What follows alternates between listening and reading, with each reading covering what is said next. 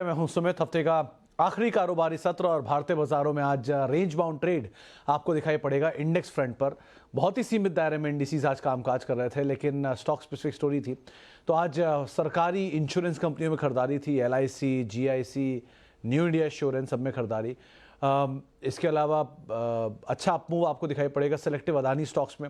वो हियरिंग चल रही है, हिंडनबर्ग अदानी मामले में सुप्रीम कोर्ट में आज हियरिंग अभी चल रही है। तो क्या फैसला आता है डिपेंड करता है उसके ऊपर, लेकिन सो फार शेयर्स जो है वो ऑलमोस्ट हाई के आसपास जाकर वहीं बंद होते हुए दिखाई पड़े। प्रेशर था आज IT में, पूरा IT, large cap, mid cap, सब में बिकवाली देखने को मिली। आज खरीदारी थी फार्मा में, जिसमें से आपको तमाम बड़े नाम DVS, इप्का या फिर डॉक्टर लाल, इस तरह के सभी नामों में आपको खरीदारी दिखाई पड़ेगी। तो बहुत अलग अलग स्टोरी थी आज मार्केट में। बैंक्स चल रहे थे, मिड कैप में खरीदारी थी, फ्लैट टू पॉजिटिव बंद हुआ, स्मॉल कैप में ज़्यादा तेज़ी थी। IPO फ्लेवर में है, तो आप ऐसे समझ लीजिए कि टाटा टेक का IPO जब तक मैंने देखा तब तक 50 गुना सब्सक्राइब हो चुका था। तो मोटा मोटा 1.5 लाख करोड़ तो वहाँ पे ऑलरेडी आ चुका है। पैसा उनको चाहिए था 3,000 करोड़, उसके सामने 1.5 लाख करोड़ आ चुका है। इस तरह की सब्सक्रिप्शन फिगर आ रहे हैं। अब तक सबके आंकड़े थे 7300 करोड़ सबको चाहिए था, और 2,10,000 करोड़ तो मैं लास्ट देख कर आया तब तक आ चुका है। आप अंदाज़ा लगा लीजिए किस तरह की एक स्ट्रॉन्ग डिमांड IPO मार्केट में भी दिखाई पड़ रही है।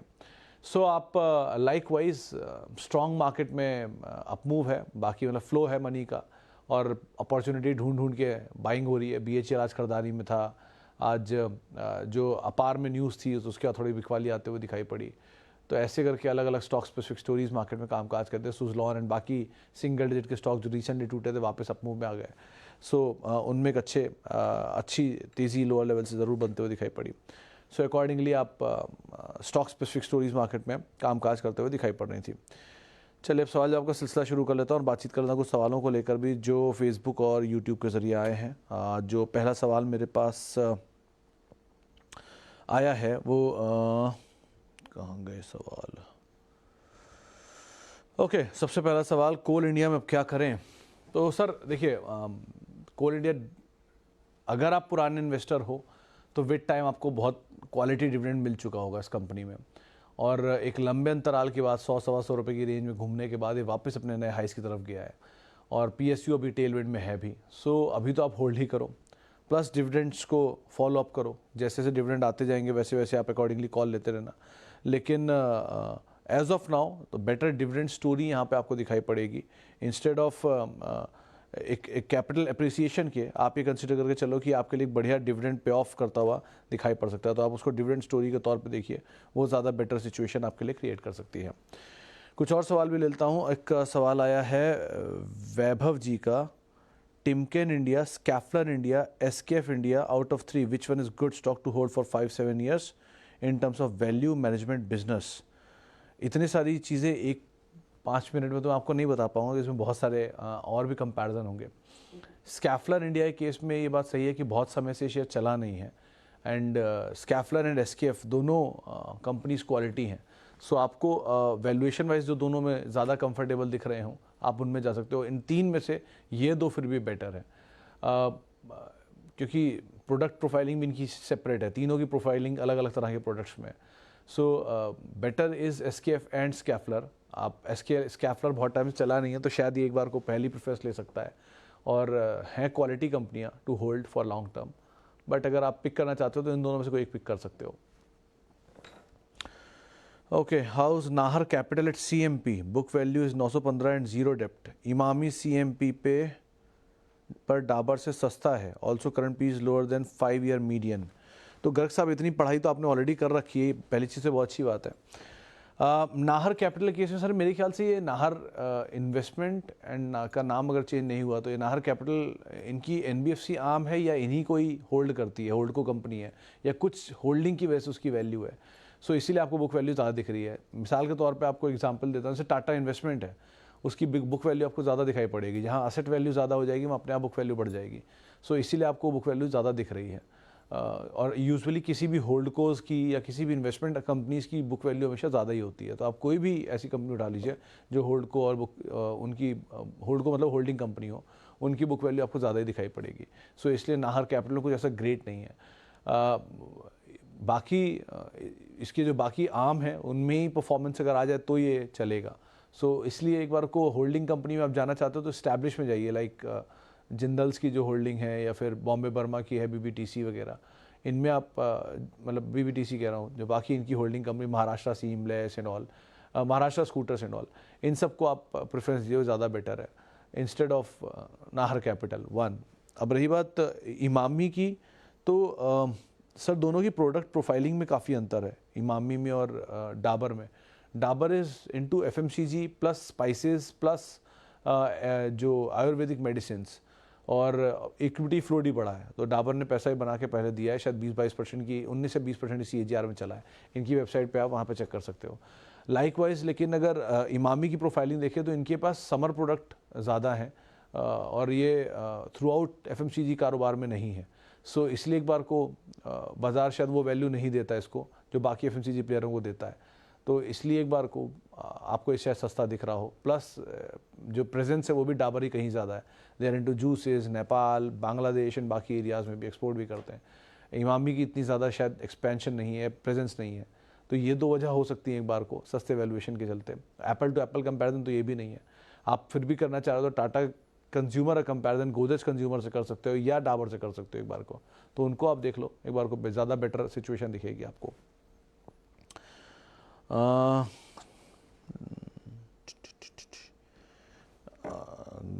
बायोकॉन 225-240 रुपये के दाम पे।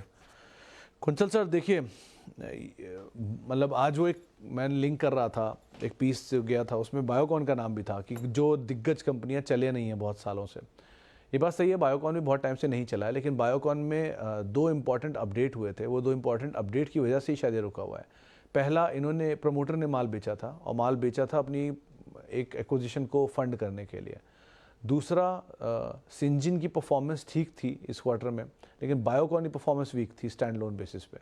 सो ये 2-3 चीज़ें इनके लिए दिक्कत है, लेकिन बायोकॉन में एक बहुत बड़ा झटका नीचे मार के ये वापस ऊपर आया है। सो आपके दाम तक नहीं पहुंचा, लेकिन नीचे 160-170 शायद दिखाया था, 180 दिखाया था, और वहाँ से घूम के ये ऊपर 220-200 तक आया था। सो एक लोअर लेवल से पुल बैक तो है, but again there is no denial कि ये चला नहीं है। अभी तो आप बने रहो and wait and watch is a better option. Pharma में अगर मोमेंटम पिकअप कर रहा है तो शायद ये भी पिकअप कर ले। सो बने रहना ज़्यादा बेटर है। बिजनेस अच्छा है, प्रमोटर अच्छे हैं, सक्सेशन प्लान को लेकर थोड़े इशू ज़रूर है, लेकिन लेट्स सी गोइंग फॉरवर्ड कैसी चीज़ें होती हैं यहाँ से। I have IPO allotted, ask automotive, should I hold it? तो पटेल सर फिर वही एक बात जो मैं हर बार दोहराता हूँ, पहली बार नहीं, दूसरी बार नहीं, 1000वीं बार शायद दोहरा रहा हूँ कि कोई भी IPO अगर आपने IPO एलोकेशन में लिया है for shorter period of time listing के लिए, तो लिस्टिंग में गेन नहीं हुआ आप निकल जाओ, या लिस्टिंग में लॉस हुआ आप निकल जाओ। आपका पर्पस लिस्टिंग था, लिस्टिंग सॉल्व नहीं हुई, निकल जाओ। अगर आपने लॉन्ग टर्म लिया है तो फिर लिस्टिंग क्यों? अब आज आपको आस्क मिल रहा है नीचे इशू प्राइस के, कल परसों में इशू प्राइस के आसपास तक आया था, 5-6 रुपये के डिफरेंस में मैंने देखा था। सो इतना इशू प्राइस के करीब आ गया तो अब यहाँ पे आप ले लो। एक चीज़ ज़रूर बोलूँगा कि इसके साथ एक अच्छी चीज़, पहली चीज़ तो ये कंपनी अच्छी है, आपने अगर इसे ले रखा है तो इसमें कोई प्रॉब्लम नहीं है, ये अच्छी कंपनी है। खुद मैनेजमेंट से मैंने बात की है, डेट फ्री कंपनी है, 300 करोड़ रुपए के आसपास केपेक्स कर रही है। जो फंड ये लोग रेस कर रहे हैं उसमें शायद OFS है और कुछ हिस्सा फ्रेश में जा रहा है। मेजर इन्होंने गुड़गांव के अंदर कामकाज कर रहा है, राजस्थान में एक नया प्लांट लगाने की बात कर रहे हैं। ब्लैक एंड डेकर जैसे इनके क्लाइंट्स हैं, शू ब्रेक्स के अंदर ये कंपनी दिग्गज कंपनियों में आती है, तो अच्छी कंपनी है, एक्सपोर्ट भी है इनका। प्लस प्रमोटर खुद कह रहा है कि जो वैल्यूएशन अभी बाजार हमें दे रहा है, ये वैल्यूएशन इन्होंने पूरा इवैल्यूएट नहीं किया, अगर ये थोड़ा समय देंगे तो ये और बेटर हो जाएगा। सो आप बने रहो, आपको पैसा यहाँ बन जाएगा, बट सिचुएशन क्लियर रखना हमेशा कि लिस्टिंग के लिए ले रहे हो कि लंबी अवधि के लिए ले रहे हो। लंबी अवधि के लिए ले रहे हो तो नीचे लेने की कैपेसिटी रखना, और अगर लिस्टिंग के लिए ले रहे हो तो लिस्टिंग होगी, निकल जाना। कृष्णा डायग्नोस्टिक, मेरे ख्याल से सर आप थोड़ा पैसा अपना जो भी पैसा है रुद्राक्ष साहब, उसका हाफ, क्योंकि कृष्णा चला अच्छा है नीचे से, तो बेटर ये कि आप थोड़ा थोड़ा कैपिटल अपना निकालते रहो और फ्री के शेयरों को अपने होल्ड करो। वो सबसे लॉजिकल इस तरह की सिचुएशन में रणनीति होती है। किसी फाइन डे बाजार नीचे आएगा तो फिर आपको मौके मिल जाएंगे नीचे, लेकिन और कोई अच्छे स्टॉक में पैसा डालने का मौका मिल जाएगा, लेकिन अभी के लिए जो ऑन द टेबल है उसे आप लेके निकलो, ज़्यादा बेटर है। आई हैव सर, कल मैंने CG पावर 387 पर 439 शेयर बाय किया, स्टॉप लॉस क्या रखें?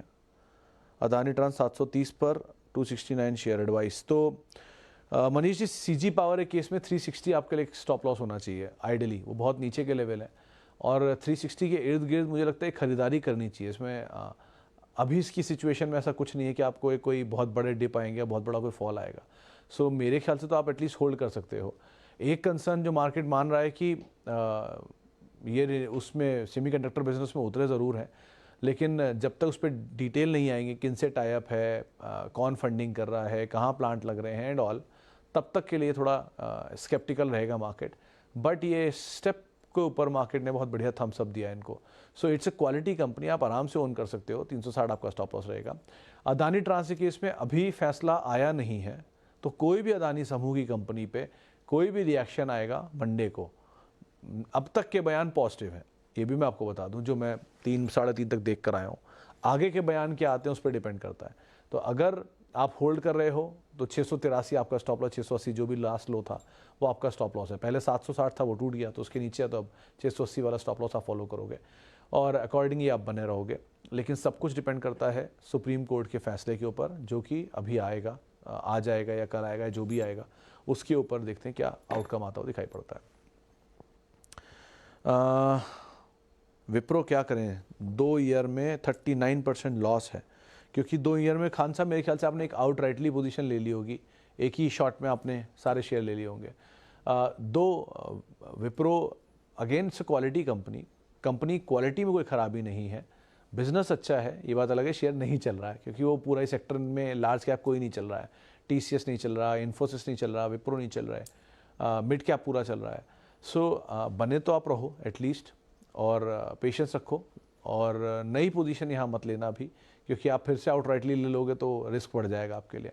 इसीलिए कहता हूँ कि SIP वे में जाइए, ताकि आपके लॉसेस थोड़े से विद टाइम एटलीस्ट ईज होते रहें। 500 रुपये में लिया, 480 में लिया, 460 में लिया, ऐसे करके थोड़ा थोड़ा आप क्वांटिटी विद टाइम खरीदते हो। सो SIP वे में लेना इज़ बेटर एंड एडवाइजेबल। लेकिन ठीक है, अब आपने ले लिया तो आप होल्ड करो, ज़्यादा बेटर है। Okay, when promoter sold EID Parry why up. तो सुरभि जी, कल शुगर की तेज़ी थी इसलिए वो तेज़ था, तो शुगर की तेज़ी में चल रहा है। और प्रमोटर ने शायद जो होल्डिंग बेची भी अपनी, वो कुछ प्रोडक्ट को फंडिंग करने के लिए किया गया है, तो इसलिए मुझे को लगता नहीं शायद बहुत बड़ा कोई डाउनसाइड आएगा। वैसे भी बहुत लिमिटेड इक्विटी है इसकी, तो किसी कपल की इक्विटी इतनी छोटी है, थोड़ा बहुत भी बिकवाली आएगा तो वो एब्जॉर्ब कर लेते हैं आराम से। पुरानी हिस्ट्री है, और मतलब एक इंटरेस्टिंग फैक्ट आपको ये बता दूं, कि देश की सबसे पुरानी कंपनियों में से एक है, 200 साल पुरानी कंपनी है। अगर आप चेन्नई में रहते हो तो आपको इसके EID और पैरी के नाम से आपको टावर भी दिखाई पड़ेंगे। So it's a good company. Otherwise अगर आपके पास है तो आपको इसमें पैनिक होने की ज़रूरत नहीं है। शुगर की वन ऑफ द फाइनेस्ट कंपनियों को आप होल्ड कर रहे हैं। कुछ स्टॉक जरा फेसबुक से भी उठा लूँ, कुछ सवाल जो आए हैं। कहाँ गए सवाल? मेरे पोर्टफोलियो में कुछ ख़राब शेयर हैं, setting with huge loss. 200 share of Rajesh export agree, 150 share of Wipro okay, and BPCL average price पर है। तो श्याम जी, इसमें ख़राब शेयरों में सिर्फ राजेश एक्सपोर्ट ही मुझे दिख रहा है, ऐसा कोई और शेयर नहीं है जो ख़राब हो। राजेश एक्सपोर्ट की वजह है उसके, मतलब I have met them multiple times, और कहा जाता है, क्लेम करते हैं कि they are the largest refiner of gold in the world, लेकिन मार्जिन नहीं है वन, प्लस बिजनेस में ग्रोथ नहीं आई है बहुत टाइम से, plus they are willing to sell some stake but they are unable to. तो ऐसे बहुत सारी चीज़ें इनके साथ रही हैं, इसकी वजह से ये नहीं हो पा रहा है। इसलिए मैं उसको हमेशा अवॉइड करने की बात करता हूँ, या तेज़ी में निकलने की बात करता हूँ। BPCL केस में आपको डिविडेंड मिलता रहेगा एक, तो आप होल्ड करिए। अभी डिविडेंड फिर मीटिंग है 29 तारीख को, तो आप डिविडेंड एडजस्ट करेंगे तो आपको शायद लॉस ना भी हो रहा हो यहाँ पर। और तीसरा नाम है विप्रो, क्योंकि विप्रो ख़राब कंपनी नहीं है, चला नहीं है, इसलिए आप उसको ख़राब शेयर मान रहे हैं। तो ठीक है, मतलब आज मैंने ही लिंक किया है कि कोई शेयर 3-3 साल से नहीं चले, 6-6 साल से नहीं चले, 5-5 साल से नहीं चले। आप बोलोगे कि अगर एक तरफ वो शेयर नहीं चले और आप कहते हो खरीदारी करने के लिए, तो एक ही वजह है कि 3 साल ही बाज़ार नहीं है, 6 साल ही बाज़ार नहीं है। कभी कभी वो कई साल तक नहीं चलते और सडनली चलते हैं और सब कवर कर देते हैं। सो ये ऑन एन एवरेज 15-20% दे ही देते हैं। आप पेशेंस रखिए, आपको पैसा वहाँ पर बन सकता है, ऐसा कोई खास हार्म नहीं है। चलिए, फिलहाल अब इतने सवालों शामिल करूंगा। माफ़ी उन सभी लोगों से जिनसे बातचीत नहीं हो पाई। आपसे मुलाकात होगी ट्यूसडे को, क्योंकि बाजार बंद है सोमवार को। और आप मेरे साथ जुड़ सकते हैं। @सुमित रिसर्च मेरा ट्विटर हैंडल है। और किसी भी निवेश से पहले अपने वित्तीय सलाहकार की राय ज़रूर ले लें। और CNBC आवाज़ के YouTube और Facebook पेज पे ही सवाल भेजें 3:30 बजे, तभी बात हो पाएगी। नमस्कार।